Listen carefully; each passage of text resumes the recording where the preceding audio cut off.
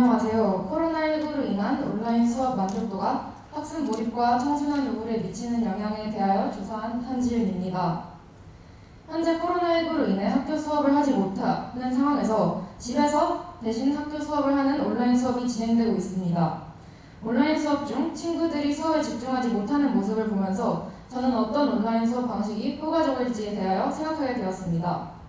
또한 사회적 거리두기 방침 등으로 인해서 밖으로 나가 사람을 직접 만날 기회가 줄어들면서 사람들이 우울함을 겪게 된다는 뉴스를 본 적이 있습니다. 이에 따라 저는 학생들의 경우는 어떠할지, 그리고 온라인 수업이 청소년 우울에 미치는 영향은 무엇일지 궁금하게 되었습니다. 연구 가설에 대해서 말씀드리겠습니다. 하나, 온라인 수업 만족도가 높아지면 학습 몰입도 높아질 것이다. 둘, 온라인 수업 만족도가 높아지면 청소년 우울은 줄어들 것이다. 셋, 온라인 수업 방식에 따라 온라인 수업 만족도와 학습 몰입, 청소년 우울의 차이가 있을 것이다. 이렇게 세 개의 가설을 세우고 이를 검증하는 방식으로 탐구를 하였습니다. 설문지를 구성할 때 저는 온라인 수업 만족도, 학습 몰입, 청소년 우울 이 세 가지 항목에 대해서 여러 논문을 살펴보고 참고하여서 설문지를 구성하였습니다. 총 156명이었던 연구 대상에 대해서 말씀드리자면 성별은 여학생이 60.4%, 남학생이 39.6%였고 9학년 및 중학교 3학년에서 고등학교 1학년을 중심으로 중고등학생을 대상으로 하여 설문을 실시하였습니다. 또한 수업 방식은 실시간 쌍방향 수업이 63.5%, 혼합은 3.8%, 그리고 출석 체크를 제외하고는 인강 시청형 방식으로 수업하는 학생이 32.7%였고 사용하는 기기는 노트북 또는 맥북을 사용하는 사람이 96.8%로 가장 많았습니다. 설문조사를 통해 얻은 데이터를 기술 통계로 분석한 수치는 다음과 같습니다. 온라인 수업 만족도, 학습 몰입, 그리고 청소년 우울의 세 항목에서 나타난 평균 수치는 각 3과 가까운 수준으로 나타났습니다. 또한 외도와 첨도는 모두 절대값 2 미만으로 정규분포의 기준을 만족하였다고 알 수 있었습니다. 이제 가설 검증에 들어가겠습니다. 먼저 첫째, 온라인 수업 만족도가 높아지면 학습 몰입도 높아질 것이다 라는 가설을 검증하기 위해 단순 회귀 분석을 시행을 하였습니다.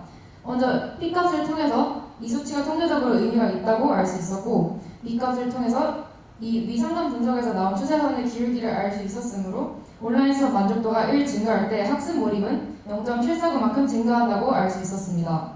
따라서 가설 1을 검증할 수 있었으며 온라인 수업에 만족할수록 다른 곳에 집중력이 분산되는 정도가 낮아져 학습 몰입이 높아지는 것으로 해석을 하였습니다. 두 번째 가설은 온라인 수업 만족도가 높아지면 청소년 우울은 낮아질 것이다 였고 단순 회귀 분석을 사용하였습니다. 가설 1과 비슷한 방식으로 온라인 수업 만족도가 1 증가하면 청소년 우울은 0.365만큼 감소하는 부의 관계에 있었다고 알게 되었습니다. 따라서 가설 2를 검증할 수 있었고 저는 이를 온라인 수업에 만족한다는 것은 긍정적인 감정이 높아진다는 것이므로 부정적인 감정인 청소년 우울이 낮아진다라고 해석을 하였습니다. 세 번째 가설은 온라인 수업 방식에 따른 수업 만족도와 학습 몰입, 청소년 우울의 차이가 있을 것이라는 내용이었는데 이를 검증하기 위해 독립표본 T검정을 사용하였습니다. 일방향 수업을 듣는 학생보다 쌍방향 수업을 듣는 학생들의 평균 점수가 온라인 수업 만족도에서는 약 1.28점, 학습 몰입에서는 약 1.11점 정도가 높았고 청소년 우울에서는 약 0.67점 정도가 낮았습니다.